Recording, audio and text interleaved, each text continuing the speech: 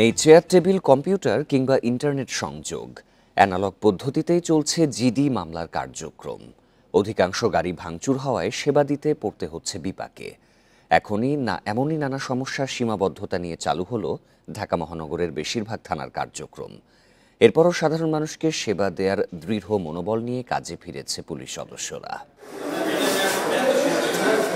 সামাজিক শৃঙ্খলা রক্ষা আর সাধারণ মানুষের নিরাপত্তায় পুলিশ সবসময় রাষ্ট্রের জন্য গুরুত্বপূর্ণ। কিন্তু সাম্প্রতিক রাজনৈতিক পট পরিবর্তনে বাধাপ্রাপ্ত হয় এই বাহিনীর স্বাভাবিক কার্যক্রম। ৫ আগস্টের পর সপ্তাহখানেক বিরতি দিয়ে আবারও নিজ কর্মস্থলে ফিরেছেন পুলিশ সদস্যরা। ঢাকা মেট্রোপলিটন পুলিশ ডিএমপির গুলশান ও মিরপুর বিভাগের থানাগুলো এখনও স্বাভাবিক রূপে ফেরেনি। গুলশান বিভাগের ৬টি থানার মধ্যে ৩টি, মিরপুর বিভাগের ৭টি থানার মধ্যে ৫টি থানা ক্ষতিগ্রস্ত হয়। সেনা সদস্যদের পাহারায় সীমিত পরিসরে শুরু হয়েছে বাড্ডা থানার কার্যক্রম। থানায় পুলিশ পেয়ে সাধারণ মানুষও খুশি। পুলিশ ছিল না, থানা এরিয়া ছিল না, আমরা অনেক সমস্যার মধ্যেই ছিলাম। এখানে কার্যক্রম চলতেছে, অনেক ভালো লাগতেছে। নতুন বাজারে অবস্থিত ভাটারা থানা, থানার সাথেই ছিল পুলিশের বাসস্থান, সবই ক্ষতিগ্রস্ত হয়েছে। অস্থায়ীভাবে ভাটারা থানা চালু হয়েছে গুলশানের আজাদ মসজিদের পাশে। খিলক্ষেত থানাতেও সীমিত পরিসরে দেওয়া হচ্ছে নাগরিক সেবা। গুলশান থানা তেমন ক্ষতিগ্রস্ত হয়নি, ফলে স্বাভাবিকভাবেই সেবা দিচ্ছে এখানকার পুলিশ সদস্যরা। আমাদের গুলশান থানার কার্যক্রম শুরু হয়ে গেছে। পুলিশের জনতা, জনতায় পুলিশ, আমরা সবাই মিলে একত্রে কাজ করব। তো আমাদের জন্য পুলিশ অবশ্যই অনেক বেশি প্রয়োজনীয়। তাদের ছাড়া আমার মনে হয় না আমরা একটা দিনও পার করতে পারবো। রাজধানীর মিরপুরের পল্লবী থানা কয়েকটি চেয়ার টেবিল দিয়ে এখানেও হাতে কলমে চালু হয়েছে জিডি কার্যক্রম। আমি আশা করি যে সেবাটা আমি পেয়েছি, বাংলাদেশের এই ১৭ কোটি মানুষ আজকের পর থেকে যেন থানাতে এসে এই সেবাটাই পায়। মিরপুর বিভাগের মধ্যে সবচেয়ে বেশি ক্ষতিগ্রস্ত হয়েছে মিরপুর ২-এ অবস্থিত মিরপুর মডেল থানা। ৩তলা ভবনের প্রতিটি ফ্লোরই পুড়ে যায়। সব থানা নিরাপত্তায় রয়েছে সেনা সদস্যরা।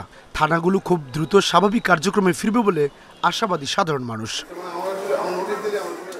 সাদাত রহমতুল্লাহ, ইন্ডিপেন্ডেন্ট নিউজ, ঢাকা। থানার কার্যক্রম নিয়ে আরও জানাতে এবার গাজীপুর ও বরিশাল থেকে যোগ দেবেন সহকর্মীরা। শুরুতেই যাব গাজীপুরে, সেখানে রয়েছেন সহকর্মী আবুল হাসান। হাসান, ঢাকার বেশ কয়েকটি থানায় আমরা দেখেছি যে অ্যানালগ পদ্ধতিতে কার্যক্রম চলছে, সেনা সদস্যরাও সহায়তা করছেন স্বাভাবিক পরিস্থিতিতে যেন পুলিশ সদস্যরা ফেরত যেতে পারেন। তো গাজীপুরের পরিস্থিতি কেমন দেখা যাচ্ছে? দেখুন, গাজীপুর মেট্রোপলিটন পুলিশের আওতায় ৮টি থানা এবং জেলার ৫টি থানা রয়েছে। সর্বমোট ১৩টি থানায় কিন্তু পুলিশি যে কার্যক্রম সেটি চলে। এবং আমি যে থানাটিতে আছি এখন, বাসন থানা, সেই থানাটি আগে ছিল নাওজোর এলাকায়।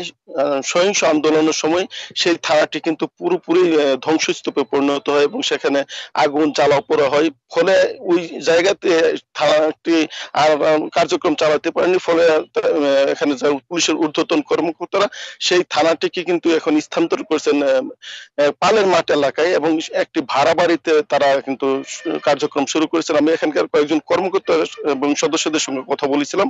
তারা যেটি জানিয়েছেন যে আগে যে থানায় ১০০ জন পুলিশ সদস্য ছিল, ওসি সহ, এবং এখন সেই ১০০ জন সদস্য নিয়ে তারা থানার কার্যক্রম শুরু করেছেন। তবে তাদের যে ডিজিটাল জিনিসপত্র ছিল, বিশেষ করে কম্পিউটার, প্রিন্টার সহ বিভিন্ন যে মালামাল, সেগুলো পুড়ে গেছে। ফলে জিডি সহ যে কার্যক্রম সেগুলো কিন্তু হাতেই করা হচ্ছে। ফলে অ্যানালগ পদ্ধতিতে আসলে পুলিশ তাদের কার্যক্রম চালাচ্ছে।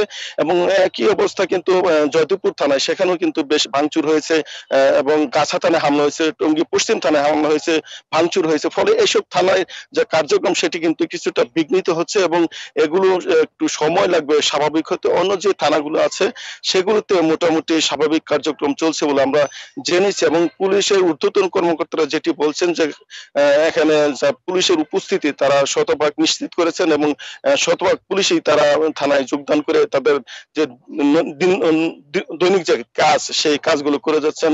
বিভিন্ন আসামি ধরা সহ যে আনুষঙ্গিক কাজ সেগুলো করে যাচ্ছেন। তবে আমি যে থানাটি এখন আছি, সেই থানার একজন কর্মকর্তা বলছেন যে এখন পর্যন্ত এই থানায় স্থানান্তরের পর কোনো জিডি এন্ট্রি হয়নি এবং তারা আশা করছেন যে তারা দ্রুতই ডিজিটাল পদ্ধতিতে ফিরে যেতে পারবেন এবং মানুষের সেবায় তাদের যে ব্রত সেটি তারা ঠিকভাবে পালন করতে থাকুন। এবারে বরিশালের পরিস্থিতি জানাতে যোগ দিচ্ছেন সহকর্মী আল আমিন।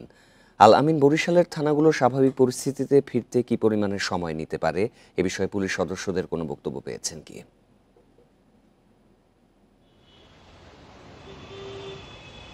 ইতিমধ্যে কিন্তু বরিশালের যে থানাগুলো রয়েছে, বরিশাল মেট্রোপলিটন এলাকায় যে 4টি থানা রয়েছে, সেই 4টি থানায় কিন্তু কার্যক্রম শুরু হয়েছে। আমরা গত 3 দিন আগেই দেখেছিলাম যে পুলিশ সদস্য যারা রয়েছে তারা কিন্তু থানায় আসছেন এবং তারা কিন্তু নিয়মিত থানার যে কার্যক্রম সেই কার্যক্রম কিন্তু পরিচালনা করছেন। এর পাশাপাশি আমরা যদি বলি যে বরিশালের যে ট্রাফিক পুলিশের যে ব্যবস্থাপনা সেটি কিন্তু আমরা দেখেছি ইতিমধ্যে চালু হয়ে গেছে এবং ট্রাফিক পুলিশের যে সদস্যরা রয়েছে তারা রাস্তার মোড়ে মোড়ে কিন্তু তারা তাদের দায়িত্ব পালন করছেন। প্রথমে আমরা কয়েকটি রাস্তার গুরুত্বপূর্ণ মোড়ে দেখলেও এখন কিন্তু সদর রোড সহ যে গুরুত্বপূর্ণ মোড়গুলো রয়েছে প্রত্যেকটি মোড়ে কিন্তু পুলিশ সদস্যদের উপস্থিতি আমরা দেখতে পেয়েছি। এর পাশাপাশি আমরা যদি বলি বরিশাল কোতোয়ালি মডেল থানা, সেই থানাটি কিন্তু 5 তারিখের পর থেকেই কিন্তু আসলে সেই থানায় কিন্তু কার্যক্রম চলছিল, অর্থাৎ এখানে কিন্তু পুলিশ উপস্থিতি ছিল, কিন্তু যেহেতু একটি অনাকাঙ্ক্ষিত ঘটনার কারণে কিন্তু থানার নিরাপত্তার জন্য সেনাবাহিনীও কিন্তু সেখানে মোতায়েন করা হয় এবং সব ক্ষেত্রেই আমরা দেখেছি যে পুলিশ সদস্যরা কিন্তু তাদের কাজে ফেরার যে একটা প্রক্রিয়া সেই প্রক্রিয়ার মধ্যেই ছিলেন এবং পরবর্তীতে স্বরাষ্ট্র উপদেষ্টার আশ্বাসের পরে কিন্তু তারা কিন্তু সেই কাজে ফিরেছেন এবং আমরা থানায় এখন কিন্তু দেখছি যে সাধারণ মানুষ তাদের যে বিভিন্ন জিনিসপত্র হারানোর যে বিষয়টি সেটি বিষয়ে অভিযোগ করছেন এবং অনেক সময় দেখা যায় সার্টিফিকেট হারানোর বিষয়ে তারা একটি হারানো বিজ্ঞপ্তি করতে যান, সেক্ষেত্রে কিন্তু একটি জিডি এন্ট্রির দরকার হয়, সেটি কিন্তু তারা এখন করতে পারছেন। সেক্ষেত্রে মোটামুটিভাবে কিন্তু থানার যে কার্যক্রম সেই কার্যক্রমগুলো কিন্তু ইতিমধ্যে শুরু হয়ে গেছে এবং পুলিশের যে টহল সেই টহলের কিন্তু বিষয়টি এখন আমাদের চোখে পড়েনি যে পুলিশ টহল দিচ্ছে, তবে এইগুলো কিন্তু আসলে ধীরে ধীরে কর্মকর্তারা আমাদেরকে জানিয়েছেন এই বিষয়গুলো কিন্তু আসলে ধীরে ধীরে চলে আসবে এবং পুলিশ এবং সাধারণ মানুষের মধ্যে একটি সম্পৃক্ততা তৈরি হবে আবারও এবং যে পুলিশের যে কার্যক্রম সেটি কিন্তু পুনরায় আবার সার্বিকভাবে যে স্বাভাবিক যে কার্যক্রমগুলো রয়েছে সেগুলো কিন্তু চালু হবে। তো এই ছিল বরিশাল থেকে আমার কাছে। গাজীপুর ও বরিশাল থেকে থানার কার্যক্রমের বিষয়ে জানাচ্ছিলেন সহকর্মীরা। সরকার পতন আন্দোলনের সময় হত্যা ও হামলায় জড়িতদের বিরুদ্ধে আজ সারা দেশের থানায় মামলা করার আহ্বান জানিয়েছে বৈষম্য বিরোধী ছাত্র আন্দোলন। সেই সাথে শেখ হাসিনার বিচার সহ 4 দফা দাবি জানিয়েছেন তারা। বিকেলে ঢাকা বিশ্ববিদ্যালয় ক্যাম্পাস থেকে তারা এ দাবি জানান। মঙ্গলবার বিকেলে শিক্ষার্থীদের রেজিস্ট্যান্স উইক কর্মসূচি শুরু হয় ঢাকা বিশ্ববিদ্যালয়ের রাজু ভাস্কর্যের পাদদেশে। নির্ধারিত সময়ের আগেই জড়ো হতে থাকেন শিক্ষার্থীরা। তখন শেখ হাসিনার ফাঁসির দাবিতে প্রকম্পিত ঢাকা বিশ্ববিদ্যালয় ক্যাম্পাস। পরে কর্মসূচির অংশ হিসেবে ক্যাম্পাসে লং মার্চ মিছিল করেন শিক্ষার্থীরা। লং মার্চ শেষে বিক্ষোভের সব মিছিল মিশে যায় কেন্দ্রীয় শহীদ মিনারে। সেখানে শহীদদের স্মরণে 1 মিনিট নীরবতা পালন করা হয়। এ সময় 4 দফা দাবি তুলে ধরেন তারা। ফ্যাসিবাদী কাঠামোকে ব্যবহার করে যেসব হত্যাকাণ্ড ঘটানো হয়েছে সেগুলোর দ্রুত বিচার নিশ্চিত করতে বিশেষ ট্রাইব্যুনাল গঠন করতে হবে। যারা পরিকল্পিত ডাকাতি ও লুণ্ঠনের মাধ্যমে গণ অভ্যুত্থানকে বিতর্কিত করার প্রচেষ্টায় অংশগ্রহণ করেছে তাদের বিচার নিশ্চিত করতে হবে। যারা ছাত্র জনতার অভ্যুত্থানে হামলা, মামলা এবং হত্যাকাণ্ডকে বৈধতা দিয়েছে এবং ফ্যাসিবাদ বারংবার কায়েম করার চেষ্টা করেছে তাদের দ্রুততম সময়ে অপসারণ ও বিচার নিশ্চিত করতে হবে। প্রশাসন ও বিচার বিভাগে যারা এতদিন বৈষম্যের শিকার হয়েছে তাদের জন্য সবার জন্য ন্যায্যতার ভিত্তিতে সমান সুযোগ সুবিধা নিশ্চিত করতে হবে। আন্দোলনের সময় যারা অত্যাচার নিপীড়নে জড়িত ছিল তাদের চিহ্নিত করে মামলা করার আহ্বান জানানো হয়। ফ্যাসিবাদী দালালরা খোয়ারে লুকিয়ে আছে, সেখান থেকে তাদেরকে আমরা খুঁজে খুঁজে বের করে আইনের আওতায় নিয়ে আসব। মামলা দেওয়ার পাশাপাশি আন্দোলনে শহীদ ও আহতদের তালিকা করতে তথ্য দেওয়ারও আহ্বান জানান আন্দোলনকারীরা। Mahmudul Hasan, independent news, Dhaka. সাবেক প্রধানমন্ত্রী শেখ হাসিনার বেসরকারি শিল্প ও বিনিয়োগ বিষয়ক উপদেষ্টা সালমান এফ রহমান ও সাবেক আইনমন্ত্রী আনিসুল হক গ্রেপ্তার হয়েছেন। রাজধানীর সদরঘাট থেকে তাদের আটক করে পুলিশ।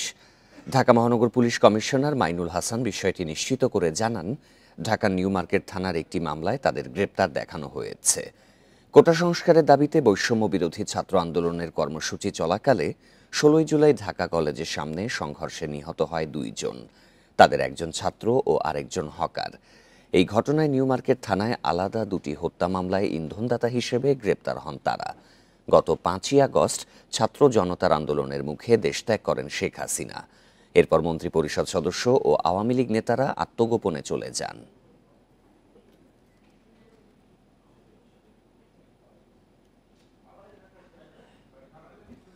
সাবেক প্রধানমন্ত্রী শেখ হাসিনাকে প্রধান আসামি করে হত্যা মামলার আদেশ দিয়েছে ঢাকার আদালতে। কোটা সংস্কার আন্দোলনে রাজধানীর মোহাম্মদপুরে দোকানদার আবু সায়েদ নিহতের ঘটনায় মামলাটি করেন এক ব্যবসায়ী। এতে সাবেক সড়কমন্ত্রী, স্বরাষ্ট্রমন্ত্রী, সাবেক আইজিপি সহ 7 জনকে আসামি করা হয়েছে। মামলাটি রেকর্ডের জন্য মোহাম্মদপুর থানাকে নির্দেশ দিয়েছে আদালত। গেল 19 জুলাই মোহাম্মদপুরে কোটা সংস্কার আন্দোলনকারীদের লক্ষ্য করে নির্বিচারে গুলি চালায় পুলিশ। সে সময় রাস্তা পার হতে গিয়ে গুলিতে নিহত হন মুদি দোকানদার আবু সায়েদ। এ ঘটনায় মঙ্গলবার মামলা নেওয়ার জন্য ঢাকার চিফ মেট্রোপলিটন ম্যাজিস্ট্রেট রাজেশ চৌধুরীর আদালতে আবেদন করেন ব্যবসায়ী SM আমির হামজা। এছাড়া নিরীহ নাগরিক হত্যার বিচার দাবি করেন তিনি। আদালত তার জবানবন্দি রেকর্ড এবং পরে মোহাম্মদপুর থানাকে মামলার নির্দেশ দেন। আমি অনুরোধ করেছিলাম ব্যক্তিগতভাবে যে আপনারা ঢাকায় আসেন, খরচ আমরা দেই, আপনি মামলা করেন। তারা এতই বেশি ভীত সন্ত্রস্ত এবং এতই বেশি হতবিহ্বল যে তারা আসতে চান না। ওনারা প্রাইমারি কনসার্ন দিয়েছেন যে আপনি করেন, কিছু করতে পারলে যদি আমাদের কোনো ন্যায় বিচার আমরা পাই আপনার প্রতি আমাদের সমর্থন থাকবে। যার কারণে বিবেকের তাড়নায় আমি মূলত মামলাটা করেছি। আন্দোলন দমনের নামে নির্বিচার হত্যার নির্দেশ দেয় তৎকালীন প্রধানমন্ত্রী শেখ হাসিনা, সেতুমন্ত্রী ওবায়দুল কাদের, সাবেক স্বরাষ্ট্রমন্ত্রী আসাদুজ্জামান খান কামালকেও আসামি করা হয়েছে। শেখ হাসিনা 1 নম্বর আসামি, তারপর হচ্ছে ওবায়দুল কাদের এবং অন্যান্য যে আসামিরা আছে তারা বিভিন্ন গণমাধ্যমে বা ব্রিফিংয়ের মাধ্যমে তারা পুলিশ প্রশাসনকে বিভিন্নভাবে নির্দেশ দিয়েছেন এবং ইন্ধন দিয়েছেন। এই জন্য আমরা মামলাটা দায়ের করেছি তাদের বিরুদ্ধে। আর সেটা হচ্ছে পেনাল কোডের 302, 149 এবং 34 ধারায়। এ মামলার অন্য আসামিরা হলেন সাবেক আইজিপি চৌধুরী আবদুল্লাহ আল মামুন, সাবেক ডিবি প্রধান হারুনুর রশিদ, পুলিশের যুগ্ম কমিশনার বিপ্লব কুমার ও সাবেক ডিএমপি কমিশনার হাবিবুর রহমান। ছাত্র জনতার আন্দোলনের মুখে 5 আগস্ট পদত্যাগ করে দেশ ছাড়েন শেখ হাসিনা। সরকার পতনের পর তার বিরুদ্ধে এটাই প্রথম মামলা। আফসানা আফরোজ জুই, ইন্ডিপেন্ডেন্ট নিউজ, ঢাকা। 15 আগস্টে সরকারি ছুটি বাতিল করে প্রজ্ঞাপন জারি করা হয়েছে। মঙ্গলবার অন্তর্বর্তী সরকারের প্রধান উপদেষ্টা ডক্টর মোহাম্মদ ইউনূসের সভাপতিত্বে উপদেষ্টা পরিষদের সভায় ছুটি বাতিলের সিদ্ধান্ত নেওয়া হয়। এদিন বিকেলে এক সংবাদ বিজ্ঞপ্তিতে এসব তথ্য জানানো হয়েছে। এতে আরও বলা হয়েছে, উপদেষ্টা পরিষদের সঙ্গে রাজনৈতিক দলগুলোর সংলাপে ঐক্যমতের ভিত্তিতে জাতীয় শোক দিবস হিসেবে সাধারণ ছুটি বাতিলের সিদ্ধান্ত অনুমোদন করা হয়। বৈঠকে ছাত্র জনতার গণ অভ্যুত্থানে নিহতদের জন্য শোক প্রস্তাব গ্রহণ করা হয়। এছাড়া ছাত্র জনতার গণ অভ্যুত্থানে আহতদের চিকিৎসা এবং শহীদদের পরিবারকে সহায়তা দেওয়ার সিদ্ধান্ত নেওয়া হয়েছে। এছাড়া সংশ্লিষ্ট মন্ত্রণালয়কে তাদের তালিকা তৈরির নির্দেশনাও দেওয়া হয়েছে। এছাড়াও বাংলাদেশ ব্যাংকের গভর্নরের সর্বোচ্চ বয়সসীমা সংক্রান্ত আদেশের বিধানটি বিলুপ্ত করার প্রস্তাব উপদেষ্টা পরিষদের বৈঠকে অনুমোদিত হয়েছে।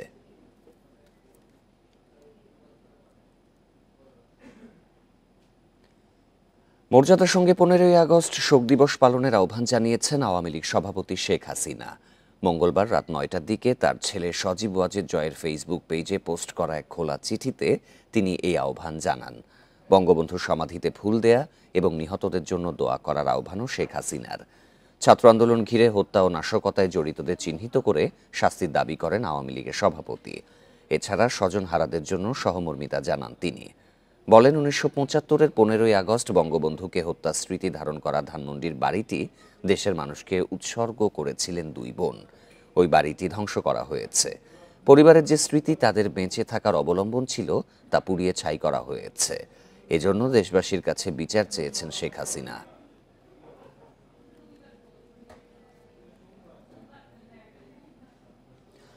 প্রতি মাসে গড়ে 45টি নাম পরিচয়হীন মরদেহ দাফন করে আঞ্জুমান মুফিদুল ইসলাম। তবে গত মাসে ছাত্র জনতার আন্দোলনের সময় 81টি মরদেহ দাফন করে এই সংগঠন। এছাড়া পরিচয় শনাক্ত না হওয়ায় ঢাকা মেডিকেলের মর্গে পড়ে আছে ১৯টি মরদেহ। ধারণা করা হচ্ছে এদের বেশিরভাগই ছাত্র জনতার আন্দোলনের সময় নিহত হয়েছেন। জুলাইয়ের শেষে কোটা আন্দোলনে উত্তাল হয় সারা দেশ। ৫ আগস্ট পতন হয় আওয়ামী লীগ সরকারের। পুরো আন্দোলনে প্রাণ হারিয়েছেন কয়েকশো মানুষ। সবচেয়ে বেশি ১৩৯ মরদেহের হিসেব দিয়েছে ঢাকা মেডিকেল। পরিচয় শনাক্ত না হওয়ায় অনেকের মরদেহ দেয়া হয় আঞ্জুমান মুফিদুল ইসলামে। ময়নাতদন্ত না হওয়ায় এখনও মর্গে রয়েছে ১৯ মরদেহ, বেশিরভাগই ছাত্র আন্দোলনে নিহত। আননোন বডির ব্যাপারে আমরা সিআইডিকে জানাচ্ছি। সিআইডি আসলে তাদের পরিচয় জানা গেলে তারপরে আমরা ব্যবস্থা নেব। সিআইডি থেকে যখনই এই আননোন বডিগুলির জন্য এই ফিঙ্গারপ্রিন্ট নেওয়া হবে তারপরে আমরা ব্যবস্থা নেব। রাখছি যদি কোনো সময় লোকজন আসে দাবি দুবি করে, আইডেন্টিফাই যদি করে কেউ, এই জন্য ফ্রিজে রাখা হয়েছে। এর মধ্যে ২-১ জন লোক আসলে দেখে গেছেন, শনাক্ত করতে পারিনি। আঞ্জুমান মুফিদুলের কাছে ঢাকা মেডিকেল থেকে মরদেহ আসে ৪৬টি, সোহরাওয়ার্দী মেডিকেল থেকে ১৫, সলিমুল্লাহ মেডিকেল থেকে ১০ এবং গাজীপুরের শহীদ তাজউদ্দিন মেডিকেল থেকে ৮টি। জানুয়ারি থেকে জুন পর্যন্ত ২৭০ মরদেহ দাফন করেছে সংগঠনটি, আর শুধু জুলাইতে দাফন হয়েছে ৮১ মরদেহ। বেওয়ারিশ ডিক্লেয়ার করার প্রসেসটা কি? মনে করেন আমার একজন স্বজন ওই কেরানীগঞ্জ আপনার ইয়েতে থানায় বা মর্গে পড়ে আছে, তা আমি কি করে জানবো? এটা জানাবার জন্য যদি কোনো প্রসেস হয় তাহলে তো মানুষ জানতে পারলো। বা আমাদেরই যদি মনে করেন দায়িত্ব দেয় যে আঞ্জুমান এইটার ছবিটা আমরা মিডিয়াতে দিয়ে দেবে, তারপরে মিডিয়ার থেকে যেটা হদিশ হবে আমরা ওটাকে ফেস করার ব্যবস্থা করব। সব মরদেহ রায়ের বাজার কবরস্থানে দাফন করেছে আঞ্জুমান মুফিদুল। Hasan Misbah, independent news, Dhaka. জাতীয় অর্থোপেডিক হাসপাতালে ১৫ জুলাই থেকে এ পর্যন্ত ৬৩৭ জন চিকিৎসা নিয়েছেন। এদের মধ্যে ৩৮৬ জন গুলিবিদ্ধ, মারা গেছেন ২ জন, পা কাটা পড়েছে ৮ জনের। হতাহতদের মধ্যে কেউ বৈষম্য বিরোধী ছাত্র আন্দোলনের সৈনিক, কেউ সাধারণ মানুষ। এদের সবার চিকিৎসা খরচ যোগাচ্ছে অন্তর্বর্তী সরকার। রাজধানীর পঙ্গু হাসপাতালের ক্যাজুয়ালিটি ২-এ ১ সপ্তাহ ধরে চিকিৎসা নিচ্ছেন সিরাজগঞ্জের এনামুল কাউসার। মাস্টার্স পাশ করা এনামুল গত ৪ আগস্ট ছাত্র আন্দোলনে অংশ নিয়ে গুলিবিদ্ধ হন। ভাইয়ের অবস্থা, পায়ের অবস্থা খুবই খারাপ এবং ডাক্তাররা বলতেছে পা কেটে ফেলতেও পারে, লাগতে পারে। সেখান থেকে আমরা ওখান থেকে জিএম মেডিকেল থেকে আমরা শিফট করে আমাদের পঙ্গুতে পাঠা দেয়। জুলাই আগস্টে আন্দোলন করতে গিয়ে আহত ১৩০ জন এখনও এই হাসপাতালে ভর্তি। এদের অনেকের পা কেটে ফেলতে হয়েছে। সুস্থ হয়ে বাঁচার আশাও কম কয়েকজনের। অপারেশন হওয়ার পর বাসা দিয়ে পাঠাইব, আবার আইতে ৪ মাস পর এই জায়গায়। তারপর আরেকটাকে জন্য করবো প্লাস্টিক সার্জারি নাকি, এটা করব, টাকা পয়সা লাগতেছে না। ডাক্তার বলছে আমার সামনে আরও অপারেশন 2টা আছে, তো কবে সুস্থ হয়ে বাড়িতে ফিরবো এখনও সঠিক বলা যায় না। তো আমার তো বাল বাচ্চা আছে, আমি একজন ড্রাইভার, কবে কর্ম করে এই হাত দিয়ে কর্ম করে খাবো সেটাও আমি সঠিক এখন পর্যন্ত জানি না। আমার ভাই গুলিবিদ্ধ হয়েছে ১৯ তারিখ বিকাল ৩টায়। তার এখন 3টা অপারেশন হয়েছে, ডাক্তার বলছে আরেকটা অপারেশন লাগবে। হাসপাতাল কর্তৃপক্ষ বলছে আহতদের বিনামূল্যে চিকিৎসা দেয়া হচ্ছে। প্রয়োজন হলে অঙ্গ সংযোজন ও কর্মসংস্থানের পরিকল্পনাও রয়েছে। মোস্টলি পেশেন্ট হলো যে গানশট ইঞ্জুরিগুলো ওপেন ফ্র্যাকচার হয়, মানে আপনার হাড়ও ভাঙছে, আবার তার মাংস উপরে চামড়া টামড়াও থেতলে গেছে। তো মাংস চামড়া এগুলো থেতলে গেলে এটা যদি একটা ফেভারেবল কন্ডিশনে না আসে, উপযোগী কন্ডিশনে না আসলে আমরা হাড়ের চিকিৎসাটা করতে পারি না। আর অঙ্গহানি যাদেরকে হয়েছে বা যারা একটু প্রতিবন্ধীর দিকে যাবে তাদের ইনকোর্স অফ টাইম আমরা সামনের দিকে হয়তো 1.5-2 মাস বা 3 মাস লাগবে তার প্রস্থেটিক লিম্বের জন্য, সেটার জন্য আমরা রেকর্ড রাখতেছি এবং তাদের জন্য সর্বোচ্চ সহযোগিতা যেটা করার জন্য আমার প্রতি নির্দেশনা আছে। আর এই দেশের আপামা সব মানুষই এগিয়ে আসছে, আমার মনে হয় তাদের চিকিৎসার অসুবিধা হবে না। আন্দোলনে আহত হয়ে পঙ্গু হাসপাতাল ছাড়াও অনেকে অন্য হাসপাতালেও চিকিৎসা নিচ্ছেন। Buddhadeb Kundu, independent news, Dhaka. পুলিশের বিশেষ শাখার সাবেক প্রধান মনিরুল ইসলাম এবং ঢাকা মহানগর পুলিশের সাবেক কমিশনার হাবিবুর রহমানকে চাকরি থেকে অবসর দেওয়া হয়েছে। মঙ্গলবার স্বরাষ্ট্র মন্ত্রণালয়ের পুলিশ অধিশাখা 1 থেকে জারি করা প্রজ্ঞাপনে তাদের অবসর দেওয়ার কথা জানানো হয়। দুজনই পুলিশের অতিরিক্ত মহাপরিদর্শক পদমর্যাদার কর্মকর্তা ছিলেন। প্রজ্ঞাপনে বলা হয়েছে, সরকারি চাকরি আইন 2018 এর 45 ধারা অনুযায়ী জনস্বার্থে চাকরি থেকে মনিরুল ইসলাম ও হাবিবুর রহমানকে অবসর দেয়া হলো। এর আগে স্বরাষ্ট্র মন্ত্রণালয় থেকে জারি করা অপর একটি প্রজ্ঞাপনে মনিরুল ইসলামকে এসবি থেকে পুলিশ অধিদপ্তরে এবং হাবিবুর রহমানকে ডিএমপি কমিশনারের পদ থেকে বদলি করে পুলিশ অধিদপ্তরে সংযুক্ত করা হয়েছিল।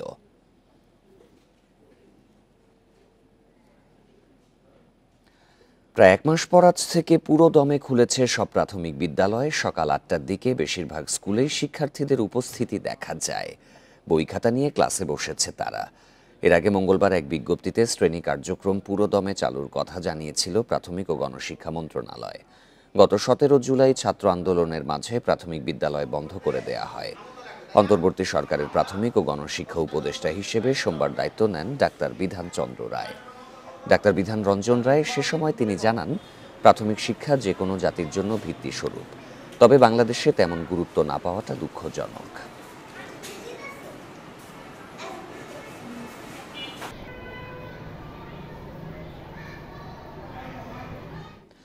আরও জানাতে এবার তেজগাঁও থেকে যোগ দিচ্ছেন সহকর্মী খালেদ রায়হান। রায়হান, পুরো দমে তো প্রাথমিক বিদ্যালয়ের কার্যক্রম আজকে থেকে শুরু হলো। শিক্ষার্থী এবং শিক্ষক যারা রয়েছেন তাদের প্রতিক্রিয়া কেমন?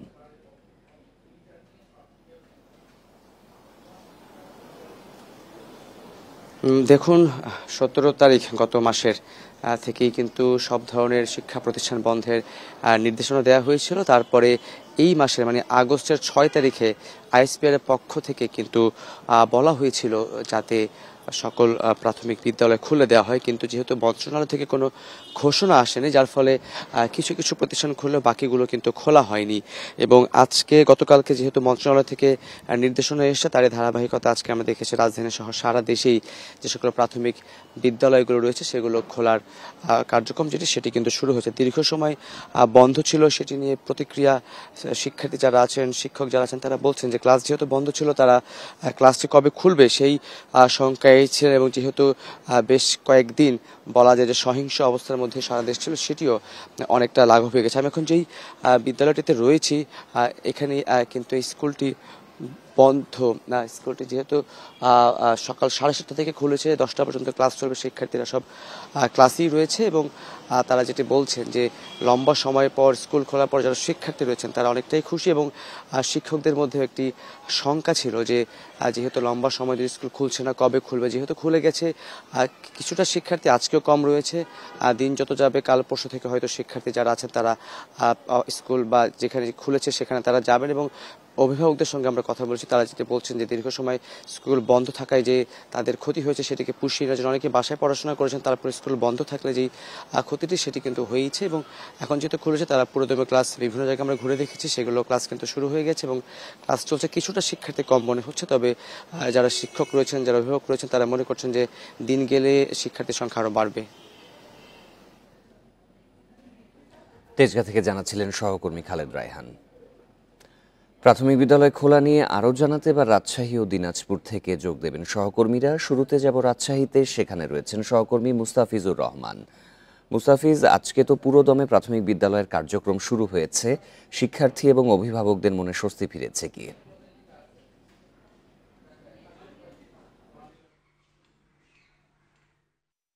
দীর্ঘ 1 মাস পরে কিন্তু রাজশাহীতে যে প্রাথমিক বিদ্যালয় খোলা সেটি ঘোষণা এসেছে এবং আমরা দেখেছি যে শিক্ষা প্রতিষ্ঠানগুলো খুলেছে ঠিকই এবং এখানে যে শিক্ষকরা রয়েছেন তারাও এসেছেন, কিন্তু যে শিক্ষার্থীদের আসার কথা ছিল তাদের কিন্তু উপস্থিতি বা সংখ্যা একেবারে হাতে গোনা। কোথাও আমরা দেখেছি 1 থেকে 2 জন করে এসেছে, শিক্ষার্থীরা এসেছে এবং অধিকাংশ ক্ষেত্রেই অনেকের ক্ষেত্রেই বলা গেছে বা তারা বিষয়টি জানে না। বিশেষ করে প্রাথমিক বিদ্যালয়ের, সরকারি প্রাথমিক বিদ্যালয়ের এই অবস্থা, কিন্তু কিন্ডারগার্টেন যেগুলো রয়েছে সেগুলোতে কিন্তু শিক্ষার্থীদের পর্যাপ্ত অর্থাৎ রেগুলার সময় যে শিক্ষার্থী থাকে সেটি কিন্তু আমরা দেখেছি, কিন্তু প্রাথমিকের চিত্র পুরোটাই উল্টো। এখন পর্যন্ত আমরা দরগাপাড়া প্রাথমিক বিদ্যালয়ে অবস্থান করছি, এখানে কোনো শিক্ষার্থী নেই। কিছুক্ষণ আগেও আমরা বেশ কয়েকটি প্রাথমিক বিদ্যালয় ঘুরেছি, দেখেছি, কিন্তু সেখানেও কিন্তু আমরা শিক্ষার্থীদের খুব একটা উপস্থিতি আমরা লক্ষ্য করিনি। কোথাও একজন, কোথাও দুইজন এমন করে দেখা গেছে।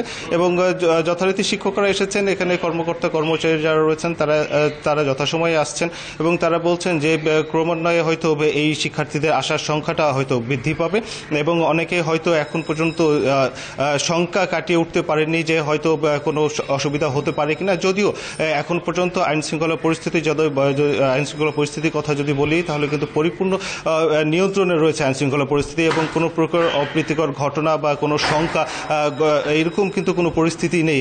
এখন বলা যেতে পারে যে আন্দোলন সংগ্রাম গেছে তারপর থেকে বর্তমানে রাজশাহীর পরিস্থিতি একদম স্বাভাবিক, অর্থাৎ এখানে যান চলাচল থেকে শুরু করে জীবনযাত্রার কথা যদি বলা হয় থাকে পুরোটাই কিন্তু স্বাভাবিক অবস্থায় ফিরে এসেছে। এবং এখন পর্যন্ত আমরা শিক্ষা প্রতিষ্ঠানের ক্ষেত্রে, বিশেষ করে প্রাথমিক শিক্ষা প্রতিষ্ঠানের ক্ষেত্রে যেটি দেখেছি, সেখানে এখন পর্যন্ত শিক্ষকরাও কিন্তু বলছিলেন যে তারা হয়তো সামনের দিনে শিক্ষার্থীদের সংখ্যা বাড়বে এবং ঠিক পুনরায় যেমন শিক্ষার্থীদের পদচারণায় মুখরিত হয়ে থাকে এই শিক্ষাঙ্গনগুলো, প্রাথমিক বিদ্যালয়গুলো, সেটি হয়তো আমাদেরও এমনটি প্রত্যাশা। আপনি সাথেই থাকবেন। এবারে দিনাজপুর থেকে জানাবেন সহকর্মী ASM আলমগীর। দিনাজপুরে যে শিক্ষা প্রতিষ্ঠানগুলো রয়েছে, প্রাথমিক বিদ্যালয়ে আজকে শিক্ষার্থীদের উপস্থিতি কেমন দেখা যাচ্ছে পুরোদমে খোলার পরে? আসলে আপনি জানেন যে গত মাসের 17 জুলাই পরে আজকেই শিক্ষা প্রতিষ্ঠান শ্রেণী কার্যক্রমগুলো শুরু হলো, যার কারণে আজকে কিন্তু আমি বেশ কয়েকটি দিনাজপুরের শিক্ষা প্রতিষ্ঠানগুলো, প্রাইমারি শিক্ষা প্রতিষ্ঠানগুলো ঘুরলাম। সেখানে শিক্ষার্থীদের উপস্থিতি কিন্তু এখনো আশাব্যঞ্জক নয়। খুব সামান্য শিক্ষার্থী কিন্তু আজকে এসেছে, তবে শিক্ষকরা সকলে এসেছে এবং আমি শিক্ষকদের সঙ্গে কথা বলেছি। শিক্ষকরা বলছেন যে আসলে আমাদের শ্রেণী পাঠ বন্ধ ছিল, কিন্তু আসলে অফিস চালু থাকার কারণে কিন্তু শিক্ষকরা নিয়মিত আসতেন এবং আজকে যেহেতু শ্রেণী পাঠ শুরু হবে, যার কারণে তারা কিন্তু স্কুল পরিষ্কার পরিচ্ছন্ন করা থেকে শুরু করে সব ধরনের কার্যক্রম তারা করেছেন এবং তারা কিন্তু গতকালকে কিন্তু অভিভাবকদেরকে মোবাইল ফোনের মাধ্যমে এবং স্থানীয় যে শিক্ষক আছেন শিক্ষকদের মাধ্যমে আশেপাশে ক্লাস্টারের যে শিক্ষার্থীরা আছে তারা যেন আজকে এই শিক্ষা প্রতিষ্ঠান খোলার মেসেজটি যাতে সকল শিক্ষার্থী যাতে পায় সেই বিষয়টি তারা নিশ্চিত করেছেন। তবে যেহেতু সার্বিক দীর্ঘদিন পরে শিক্ষা প্রতিষ্ঠান খুলছে, যার কারণে আসলে তারা মনে করছেন যে হয়তো আর কিছুটা পরিস্থিতি স্বাভাবিক হলে বা 2-1 দিনের ভিতরেই কিন্তু আসলে পুরাদমে শিক্ষার্থীরা এই শিক্ষা প্রতিষ্ঠান আসবেন, এটি তারা আশাবাদ ব্যক্ত করেছেন। তো এমনিতে কিন্তু শিক্ষা প্রতিষ্ঠানগুলোতে 2-1টি করে শিক্ষার্থী তারা আসছেন, কিন্তু শিক্ষকরা কিন্তু সকলেই এসেছেন। শিক্ষকরা সকলেই তারা আসছেন এবং তারা বলতেছেন যে তারা তাদের আওতাধীন যেসব শিক্ষার্থী আছে তাদের সকলকে তারা জানিয়েছেন 2-1 দিনের ভিতরে আসলে এই শিক্ষা কার্যক্রম স্বাভাবিক হবে বলে তারা জানিয়েছেন। এই ছিল দিনাজপুরের প্রাথমিক বিদ্যালয়গুলোর সর্বশেষ অবস্থা। প্রাথমিক বিদ্যালয় খোলার কার্যক্রম নিয়ে রাজশাহী ও দিনাজপুর থেকে জানাচ্ছিলেন সহকর্মীরা। সংখ্যালঘুদের 8 দফা দাবি পর্যায়ক্রমে বাস্তবায়নের আশ্বাস মেলায় আগামী 3 দিন নতুন কোনো কর্মসূচি দেয়া হবে না। অন্তর্বর্তী সরকার প্রধান ডক্টর মোহাম্মদ ইউনূসের সঙ্গে সাক্ষাৎ শেষে একথা জানিয়েছে সংখ্যালঘু অধিকার আন্দোলন। মঙ্গলবার সন্ধ্যায় ঢাকা বিশ্ববিদ্যালয়ে সংবাদ সম্মেলন করে আন্দোলনকারী সাধারণ শিক্ষার্থীরা। তারা জানান দুপুরে প্রধান উপদেষ্টার সঙ্গে সাক্ষাৎ করেছেন। সেখানে সংখ্যালঘু নির্যাতনের বিচারের জন্য দ্রুত বিচার ট্রাইব্যুনাল গঠনের ব্যাপারে আলোচনা হয়েছে। এছাড়া দুর্গাপূজায় 5 দিনের ছুটি সহ সব দাবি আলোচনার মাধ্যমে বাস্তবায়ন করার আশ্বাস মিলেছে বলেও সংবাদ সম্মেলনে জানানো হয়।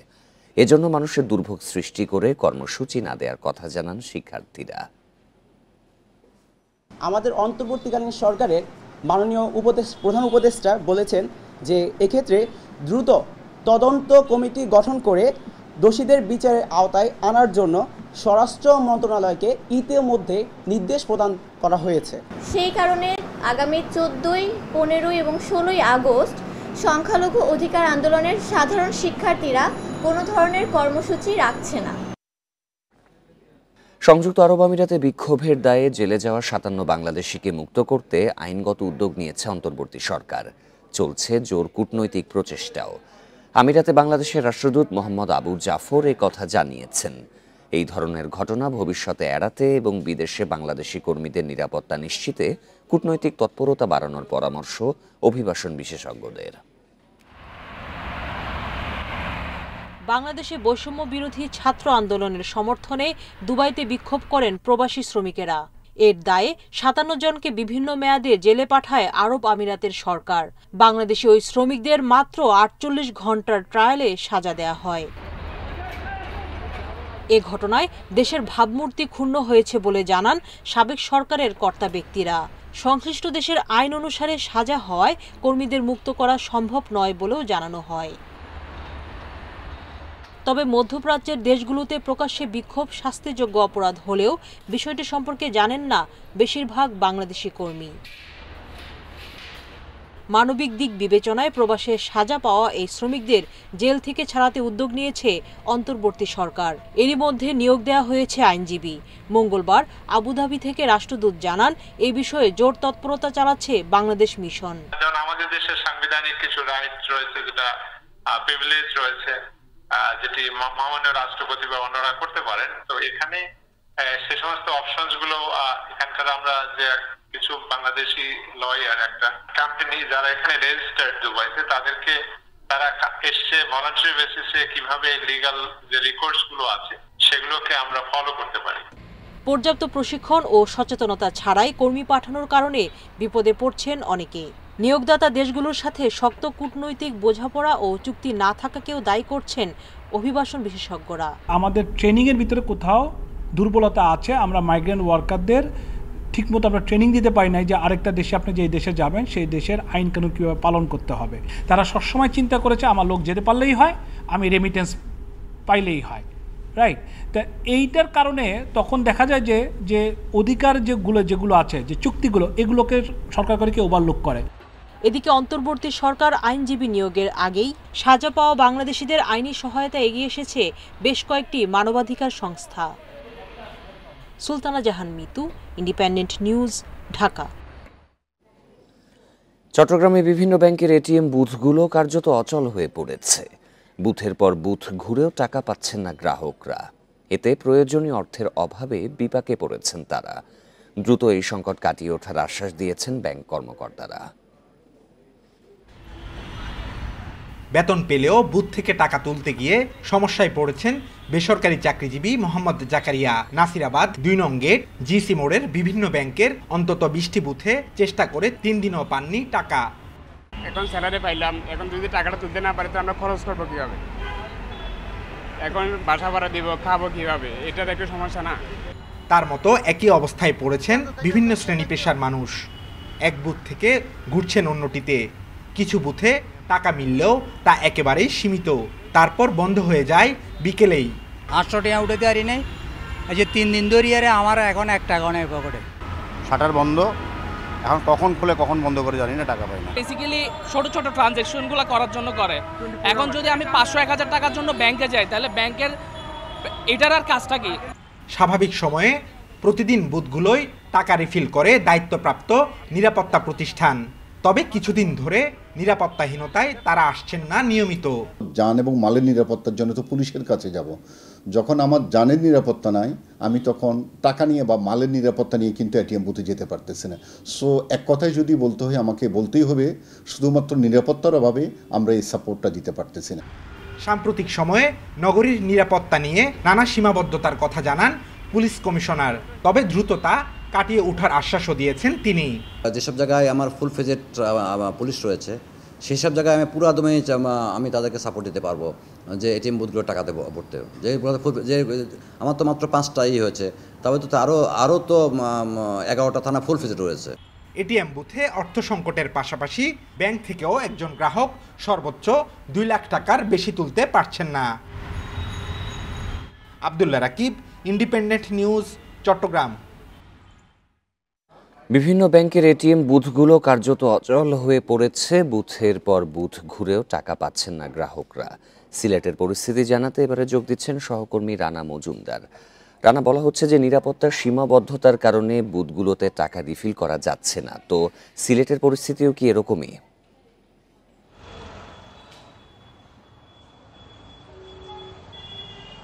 দেখুন, কিছুদিন আগেও সিলেটের যে এটিএম বুথগুলো রয়েছে সেগুলোতে কিন্তু এই ধরনের সমস্যাটি দেখা দিয়েছিল এবং তখন আমরা দেখতে পেরেছিলাম যে এটিএমে যারা টাকা তুলতে গিয়েছিলেন তারা কিন্তু আসলে টাকা তুলতে পারেনি এবং অনেকের তখন কিন্তু বেতন হয়েছিল এবং অনেকের তখন বিভিন্ন জরুরি প্রয়োজনে টাকার প্রয়োজন ছিল, সেক্ষেত্রে কিন্তু তারা এই টাকাটি এটিএম বুথ থেকে তুলতে পারেননি বলে তারা আমাদেরকে জানিয়েছিলেন।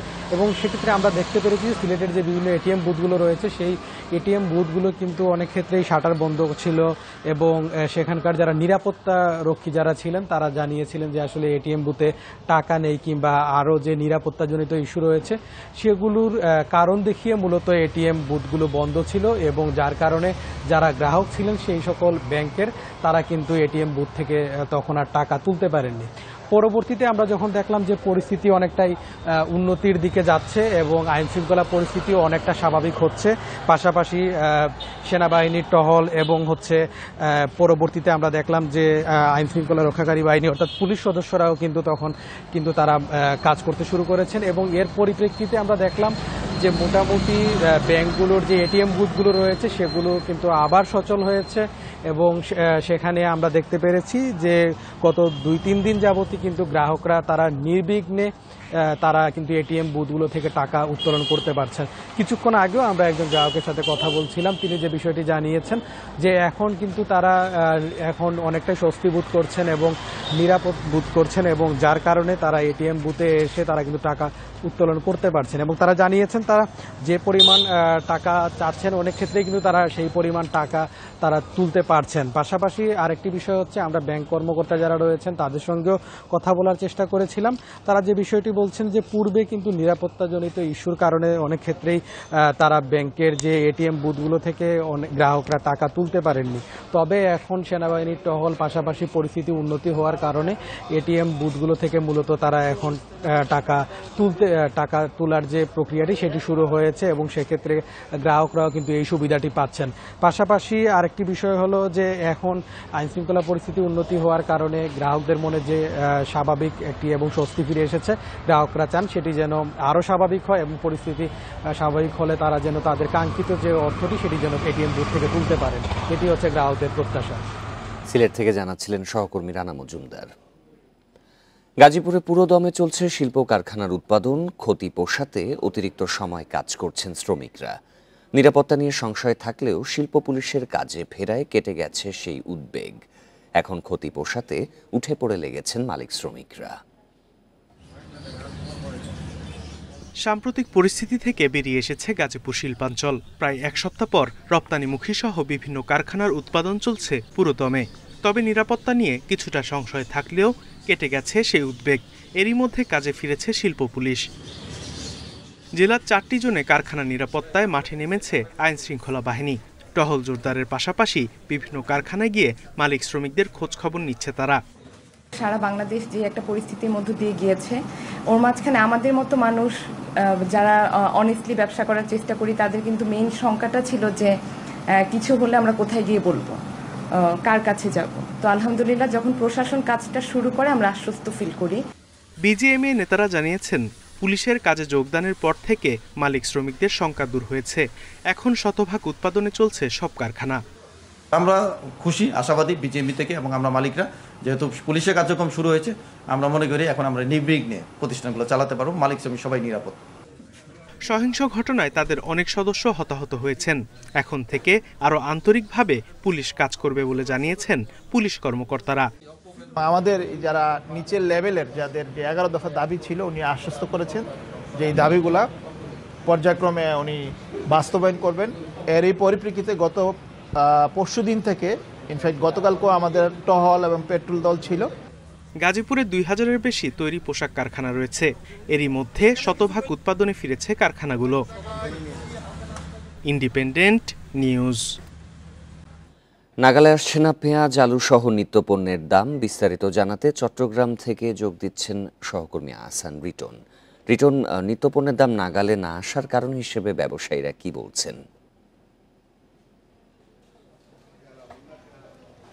দেখুন, আমরা গতকালকে এবং বেশ কয়েকদিন ধরে চট্টগ্রামের বিভিন্ন বাজার ঘুরে দেখেছি। আজকেও আমরা এই মুহূর্তে চট্টগ্রামের একটা বাজারে এসেছি। আমরা যেটি দেখছি সেটি হচ্ছে আসলে সরকার পরিবর্তনের সাথে সাথে এখানে বাজারগুলোতে আসলে ভোক্তা অধিকার এবং বৈষম্য বিরোধী ছাত্র আন্দোলনের যে সমস্ত শিক্ষার্থী রয়েছে তাদের যে যৌথ অভিযান, সেই অভিযানের ফলে আসলে বাজারে সবজির দাম থেকে শুরু করে অন্যান্য যে সমস্ত পণ্য রয়েছে সেগুলোর দাম কমতে শুরু করেছে। আমরা দেখেছি যে আলু ছাড়া, আলুর দাম এখনো পর্যন্ত 60 টাকা রয়েছে। এটি ছাড়া অন্যান্য যে সমস্ত পণ্য সেই সবজি সেগুলোর দাম আসলে এখন প্রতিটি সবজিতে এখন 10 থেকে 20 টাকা পর্যন্ত কম দামে বিক্রি করা হচ্ছে। পাশাপাশি আমরা যদি একটু ডিমের কথা বলি, সেই ডিম আমরা একজন ব্যবসায়ীর সাথে কথা বলছি, তিনি যেটি বলছেন সেটা হচ্ছে এই মুহূর্তে ডিমের দাম অনেকটাই সহনীয় পর্যায়ে, অর্থাৎ যেই ডিম 170 টাকা পর্যন্ত বিক্রি হয়েছিল সেটা এখন 140 থেকে 45 টাকায় বিক্রি হচ্ছে। কিন্তু ক্রেতা সাধারণের যে উপস্থিতি তারা আগে দেখেছিলেন সেটি আসলে এখন নেই এবং সেই কারণে দাম কমার পরেও তারা আসলে কাঙ্ক্ষিত যে ক্রেতা সেটি দেখা পাচ্ছেন এবং ফলে তারা আসলে ক্রমাগত লোকসান গুনছেন। আরেকটি আরেকটি স্বস্তির বিষয় হচ্ছে আমরা দেখেছি আসলে মুরগির বাজারে যে অস্থিতিশীল অবস্থায় দেখেছিলাম সেটা আসলে এখন অনেকটাই কম। আমরা দেখেছি যে দেশি মুরগি 600 টাকা পর্যন্ত বিক্রি হয়েছিল, সেটি এখন 560 টাকায় বিক্রি হচ্ছে। ব্রয়লার মুরগি যেটি 200 টাকা পর্যন্ত বিক্রি হয়েছিল সেটা এখন 40 টাকা কমে 160 টাকায় বিক্রি হচ্ছে এবং সোনালী মুরগি যেটি 270 টাকায় বিক্রি হয়েছিল সেটি এখন 270 টাকায় বিক্রি হচ্ছে। অর্থাৎ প্রতিটি পণ্যেই আসলে দাম এখন বলা যেতে পারে যে অনেকটাই সহনীয় পর্যায়ে আছে এবং বিক্রেতারা বলছেন যদি ভোক্তা অধিকার এবং অন্যান্যদের যে সমস্ত তদারকি রয়েছে সেগুলো যদি চলমান থাকে, প্রতিদিনই যদি কেউ না কেউ যদি অভিযান চালায় তাহলে বাজার যে অস্থিতিশীল অবস্থা সেটি কমবে। পাশাপাশি তারা মনে করছেন যে দীর্ঘদিন ধরে যে সিন্ডিকেটের হাতে তারা বন্দী ছিলেন সেই সিন্ডিকেট এখন ভাঙতে শুরু করেছে। সঙ্গত কারণেই পণ্যের দাম কিছুটা কম, তবে অসময়ে যদি বৃষ্টি হয় সেক্ষেত্রে আসলে ক্ষেত নষ্ট হয় এবং সেই কারণে দামও কিছুটা বাড়ে বলে মনে করছেন বিক্রেতারা। চট্টগ্রাম থেকে পণ্যের বাজার দরের খবর জানাচ্ছিলেন সহকর্মী আহসান রিটন। শিক্ষার্থীদের রং তুলিতে রঙিন হয়ে উঠছে রাজধানীর বিভিন্ন সড়ক। যেখানেই ফাঁকা জায়গা পাচ্ছেন সেখানেই নিজেদের সৃজনশীলতা প্রকাশ করছেন শিক্ষার্থীরা। গ্রাফিতিতে স্থান পাচ্ছে দ্রোহের ইতিহাস, নিহতদের স্মৃতি আর অন্যায় অনিয়মের বিরুদ্ধে কঠোর প্রতিবাদ। আন্দোলনের প্রদীপ শিখা হয়ে বুক চিতিয়ে দাঁড়িয়েছিলেন রংপুরের আবু সাইদ। ঘাতক পুলিশের গুলিতে নিভে যায় তার জীবন প্রদীপ। এই গ্রাফিতিতে ফুটে উঠেছে সেই কাহিনী। শিক্ষার্থীদের রক্তের বিনিময়ে অর্জিত হয়েছে বিজয়। এবার সংস্কারের দায়িত্বটা তাদেরই, তাই বলছে এই ছবি। ছাত্রীদের ওপর ছাত্রলীগের হামলার চিত্র ফুটে উঠেছে রংতুলিতে। ফার্মগেট তেস্তুরি বাজার রোডের দেয়ালে স্থান পেয়েছে শিক্ষার্থীদের এমন সৃজনশীল সৃষ্টিকর্ম। স্মরণ করা হচ্ছে শহীদদের। দ্রোহের পাশাপাশি রয়েছে সাম্য ও একতার বাণী।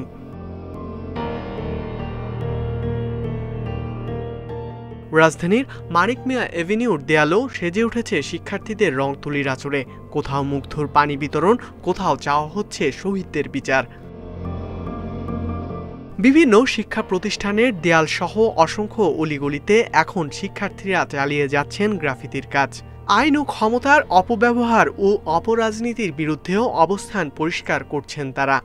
রেভলিউশন যখন আসে, এটা আমরা মনে করি রেভলিউশনটার পরিচয় আসে শিল্পের মাধ্যমে।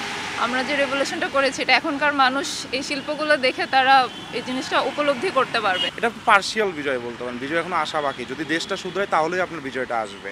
যদি আমরা আগের ওই লুপেই চলে যাই তাহলে আর ভাই ওটা বিজয় বলে কাউন্ট করা ঠিক হবে না। রাষ্ট্র সংস্কারের জন্য আপাতত আমার মনে হয় যে এখন অন্যায়ের বিরুদ্ধে সোচ্চার হওয়াটা খুবই জরুরি। আর সবার আসলে মানে নিজেদের অবস্থানে থেকে দায়িত্বশীল হওয়াটাও খুব বেশি জরুরি বলে আমি মনে করছি। সড়কের এমন গ্রাফিতিগুলো যদি সমাজের মানুষের চিন্তাধারায় পরিবর্তন আনে তবেই তাদের সার্থকতা বলছেন শিক্ষার্থীরা। ইকরামুল কবির, ইন্ডিপেন্ডেন্ট নিউজ, ঢাকা। এই ছিল বিরতিহীন সংবাদে। আমন্ত্রণ পরের আয়োজনে।